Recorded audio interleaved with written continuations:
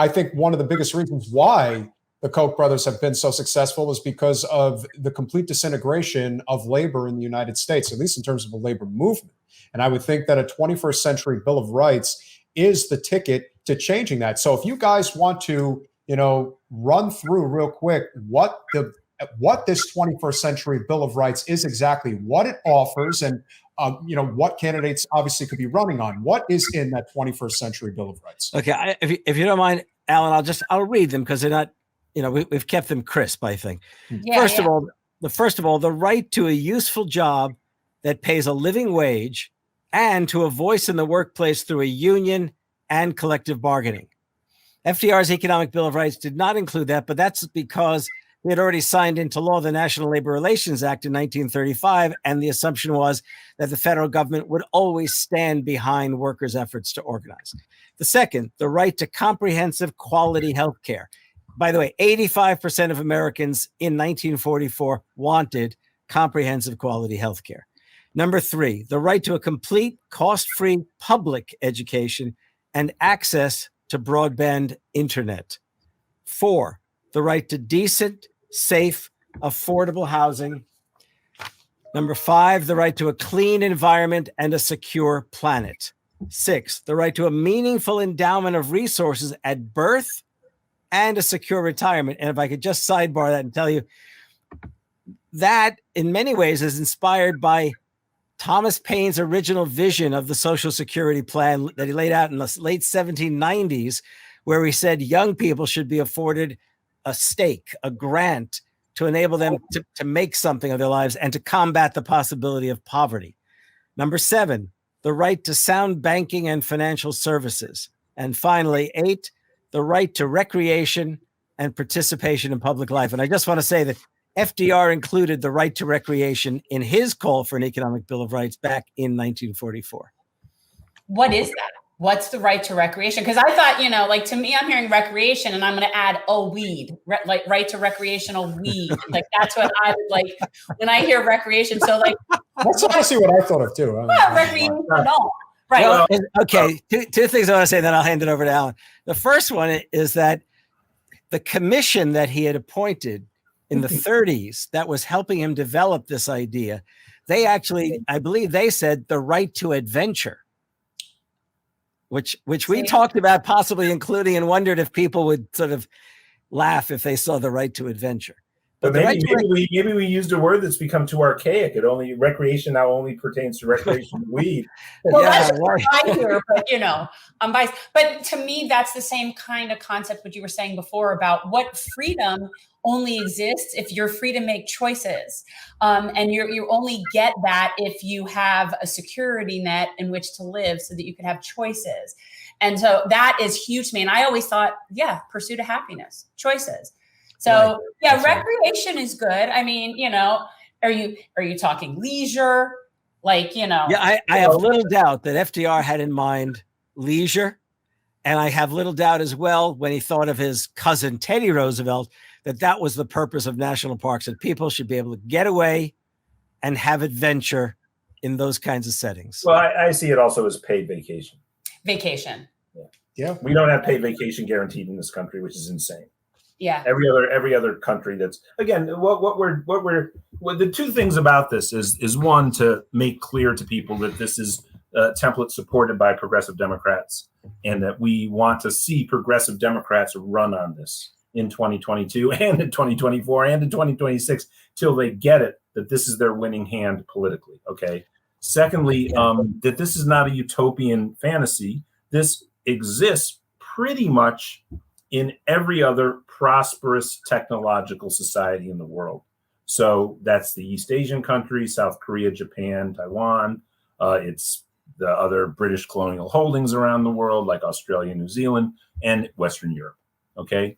In all of those countries, and Canada, this basically exists. Okay. The United States doesn't. So the United States population is basically viewed by the American elites, our oligarchic class, now as, they're not worthy of this. They're not even going to be wise to ask for it. And we have to step forward and say, look, the Republican Party is not going to give you any of this.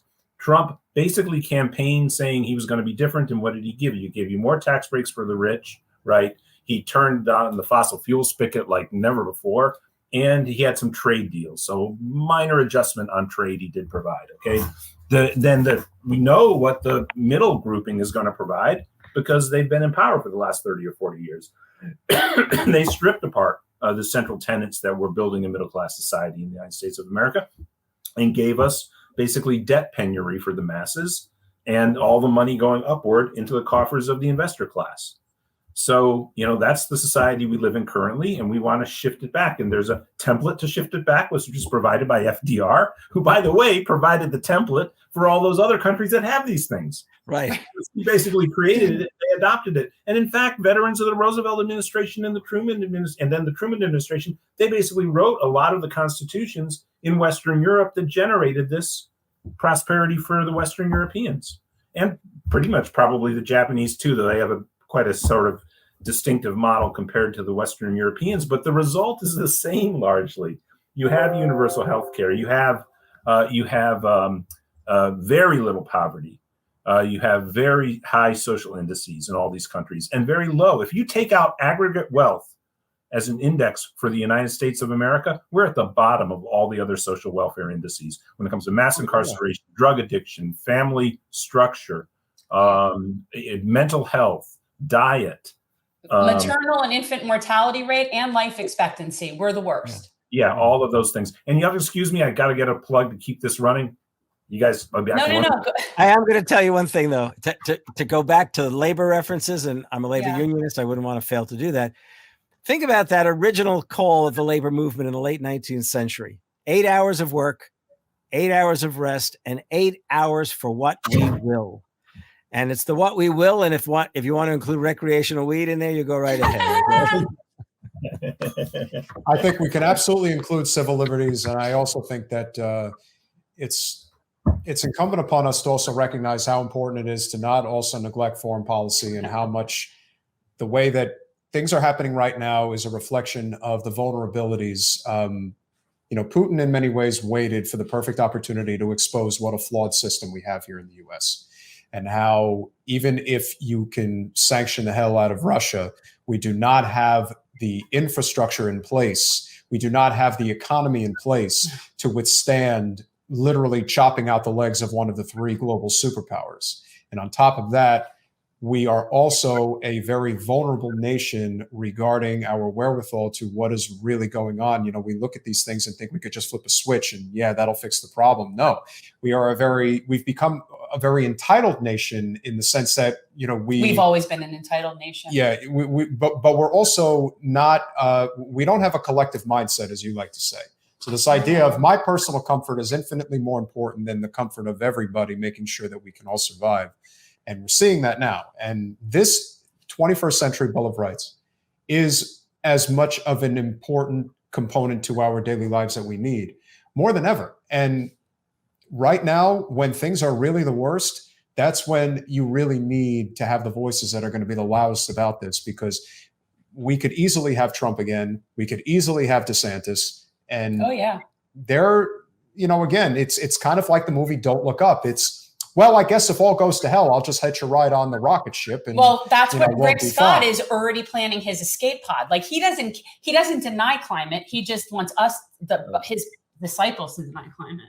And that's what's amazing, because the 21st century Bill of Rights, which includes the prospect of dealing with the environment, having, let's say, a Green New Deal, now more than ever, I think the biggest mistake, and again, unfortunately, as we know, we do not have the best leaders in many ways, even the ones that are in elected office, when it comes to conveying the message that needs to be conveyed about these types of policies.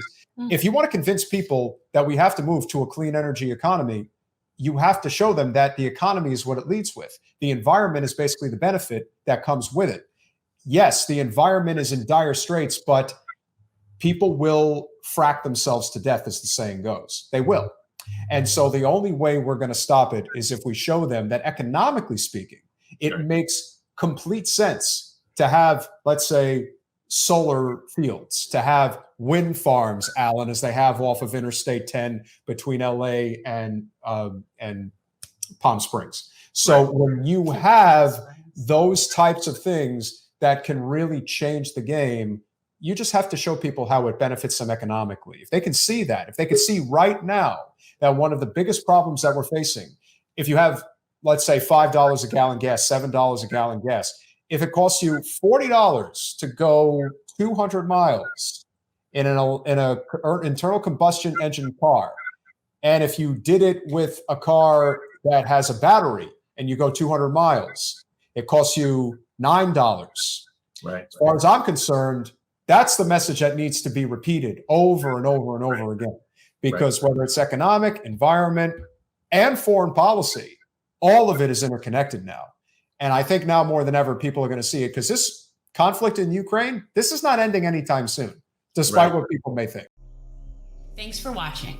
If you want to support our mission to transform politics into service, please like this video, subscribe, follow us on social media, and consider joining our Patreon, where you'll get early access to our interviews as well as other exclusive content.